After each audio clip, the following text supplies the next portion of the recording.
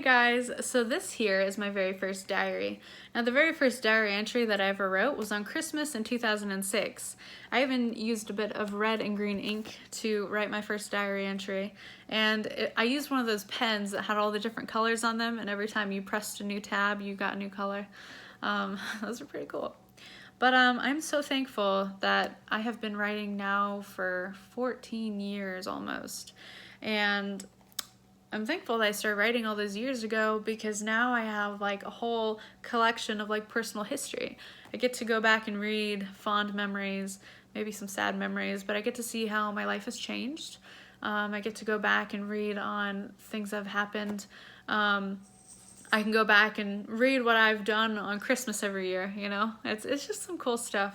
So if you're sitting there thinking, you know, I can never keep a diary or journal going, I'm not good at writing, you know, why would I want to write? I have some inspiration, some tips and tricks, things that I've used to continue writing all these years.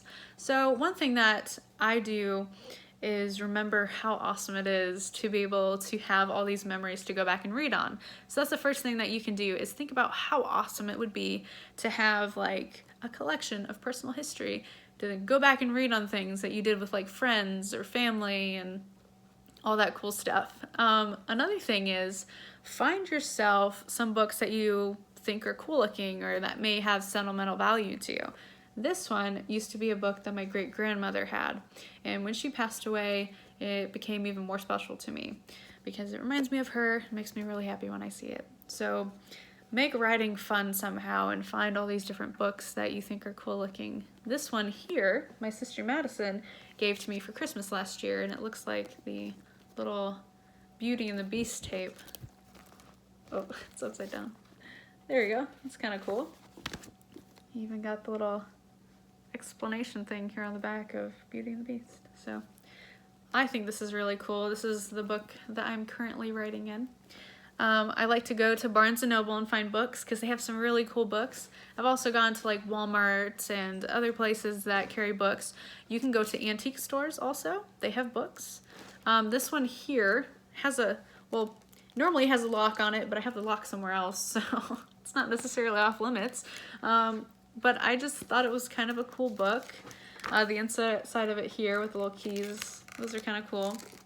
So yeah, I have all these different books. So find a way to make writing fun. And you know, one of the things about finding all these different books is that when I find a new one that I want to write in, it makes me want to finish the current one even more. So that can be some inspiration and some motivation to continue writing. Also, you can find books at theme parks. I like this one. I love this one a lot. This one here, also found at Barnes & Noble. Looks like a tape. Really cool. Yeah, as soon as I saw this book, I was like, I really have to get it because I think it's so cool looking. This one here I have for my poetry. So it's not a diary, but I thought it was real cool, so I put my poetry in it. This one here I liked a lot. I just like the, you know, little wording on the front and the clouds. I loved how it looked on the inside. This one's a bit beat up because I like to take my books on vacation and stuff, and I won't take the best care of them sometimes. And then this one here too. I like the binding, the little X's on the back here, on the side or whatever. The tree on the front was cool. I like the texture of the book.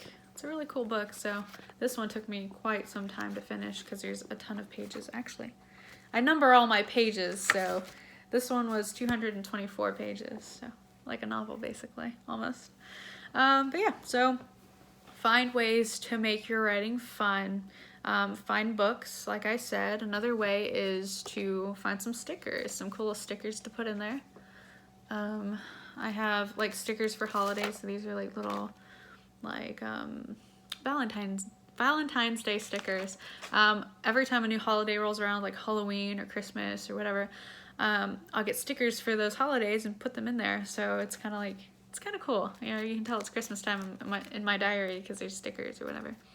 And then sushi cats, you know, those are cool. And then this little guy, he's cool, right? And then I have these and these. So, ooh, banana cats. So just find some stickers, some cool little things you can put. You can even take, I don't know if movie theaters still do this, but I've taped the stubs from movie tickets in my diaries. Just fun little things that you can find to make your diary writing interesting. Another thing is pens. Pens. I like these pens. I just recently found these at a craft store, but it's this brand here. Ooh, there you go. But they have all these cool little colors. And I have written with so many different pens over the years, and I have found brands that last, that don't bleed through the paper. These ones are some of the best for long lasting, won't bleed through the paper, and they have all these cool different colors. I also use those when I serve, so those are great pens, my favorite.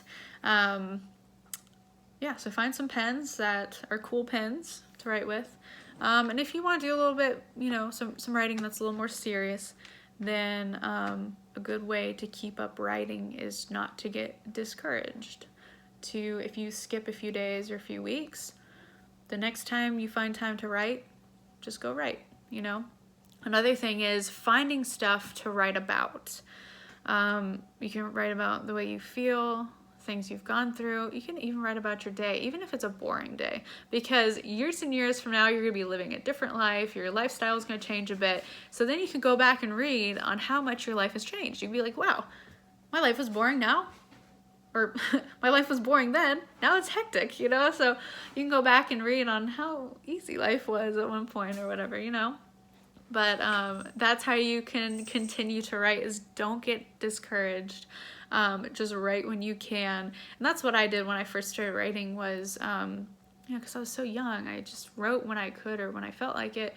And eventually, it's kind of like a snowball effect. You'll write every few weeks or every few days, and then eventually it becomes every day, or, you know, you go back to every few days. So right now my writing is every few days, and if I'm super busy, it's like once or twice a week. So that's how my writing is now, and I've always told myself that no matter how much I get discouraged about missing a few days or missing a few weeks even, that, you know, sometimes I get busy and it happens, but I never want to stop writing. So yeah, so that's another thing. So if you're not really big into kind of the cheesy like stickers and all these different colors, if you want to make it a little more serious, then just finding some basic books with some basic styles and just continue to write no matter what is a good strategy.